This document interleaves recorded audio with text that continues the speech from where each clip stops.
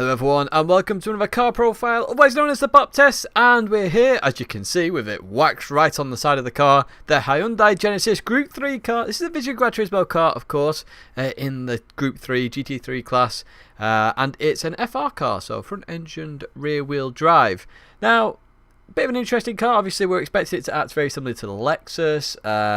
What else have we had? The Aston Martin as well as FR. This isn't turbocharged either, so it's literally all out as you go. And I think it looks pretty good as well in terms of the car. It reminds me a little bit of a V8 supercar, weirdly, but even so, let's get ready for the BoP test. So we've got 5 tracks, of course. We've got Brands Hatch, Dragon Trail, Interlagos, Nurburgring, which we'll get onto in a second, after the 3, because there's a bit of discussion there, and Suzuka. So Brands Hatch, we're going to look at the undulations. It's a very fast-flowing circuit. How does the car handle itself? So coming into Paddock Hill, there was no issues. In fact, I got one of my fastest times on the first lap in this first sector on lap 1. Really nice car, and we had constant 17 zeros throughout this session, which shows that the car is pretty good straight off the bat. It's very similar to the Z4, in fact, with that sense. I think that this is based on the GTR.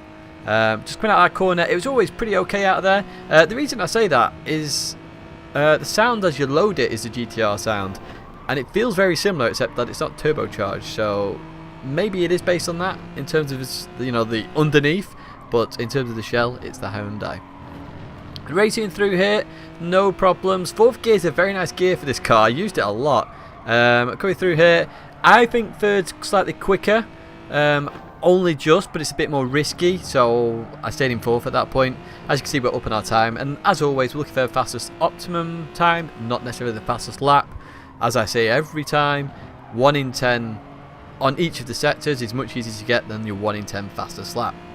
As we head towards the line, we are going to get a 122.5, and our optimum is just in the 0.2s. But a very good, stable car. Had no issues at Brands Hatch at all, really. I could use it for days there, to be honest. I was quite surprised. There's no issues, like solid issues with understeer or anything like that. Let's move to Dragon Trail. So this is obviously high speed. We tested car stability at the end of Sector 2.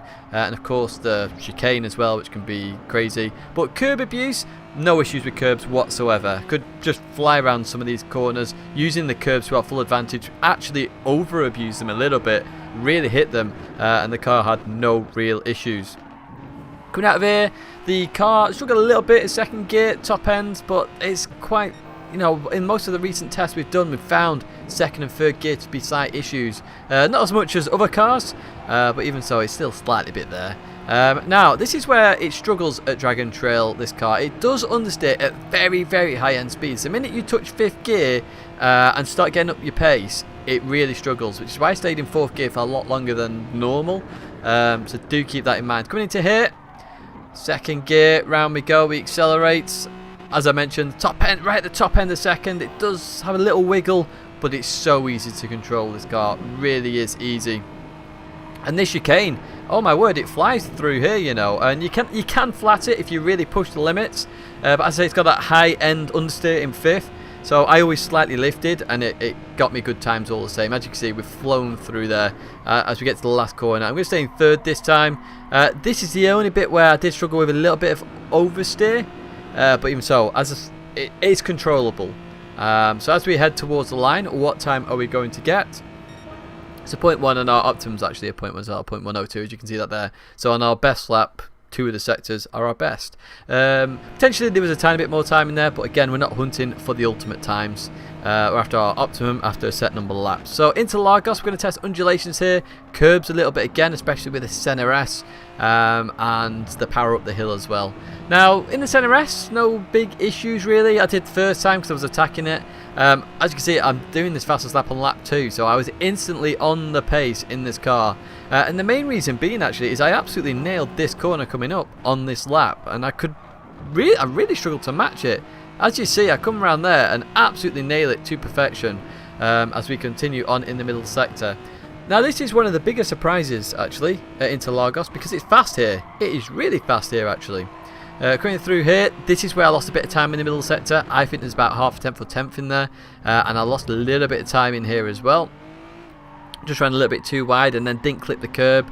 Coming out of here, absolutely no problems at all. You just see top end a second, I've already mentioned. Just a little wiggle, but it's so controllable. It's really nice. Ran a little bit wide here as well. This cost me about half a tenth. So I do think there was more in it, and you'll see the optimum in a second. The bump, no real issues, and no real issues on exit either.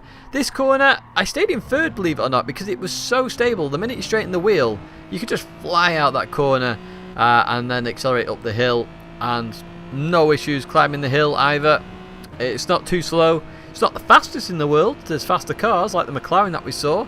I think the McLaren was last time as well. The McLaren was really quick. This not as quick as that. We get a 130.9 and our optimum actually goes down to a 130.734. Very quick in terms of, you know, the cars in there. It's right up there in the top 4, I think it is. Top 5. It's an awesome car there. So we head to Nurburgring, a balanced circuit. It's got straights, it's got handling sections. Now, this is my question, and it's the first sector. Obviously, we're in a new patch, 1.18.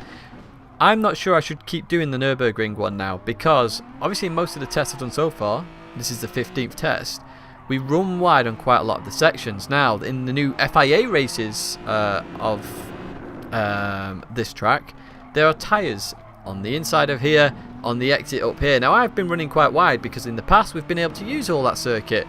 Now we can't use it anymore. I'm tempted to remove Nurburgring to make sure the test stays balanced and not give you invalid times.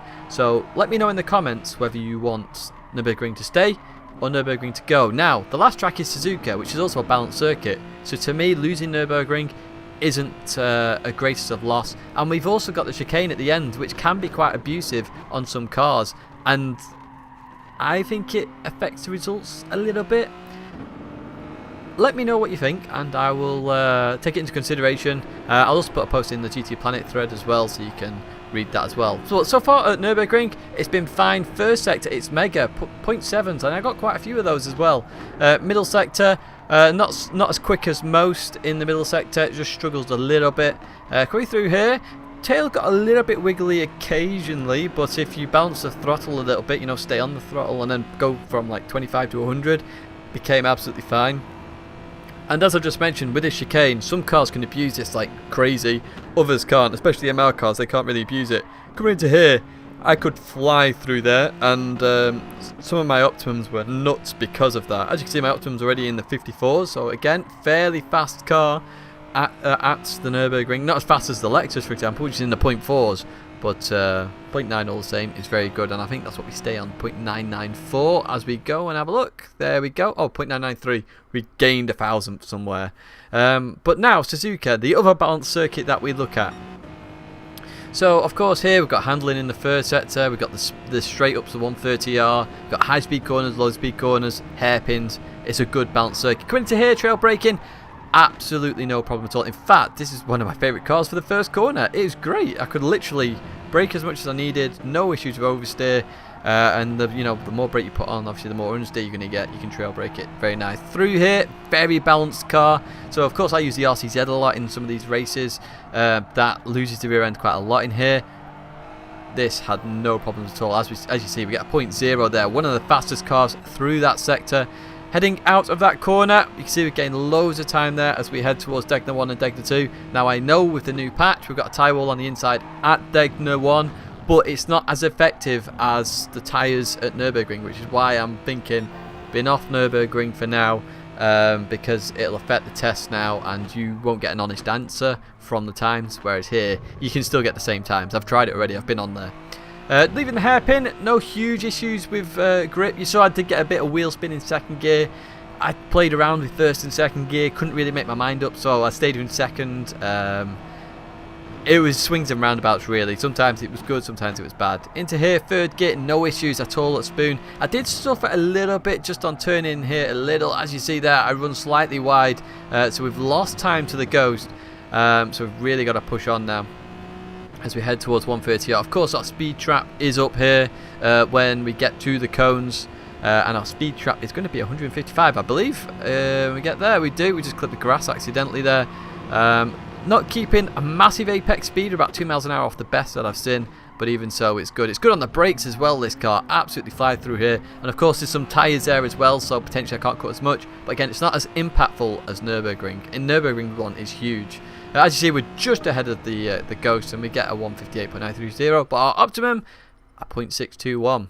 So that's quite a quick time again at Suzuka. There's not many cars beating that time, and as you can see, the Hyundai is coming fairly high up. 1, 2, 3, 4, 5, 6, 7.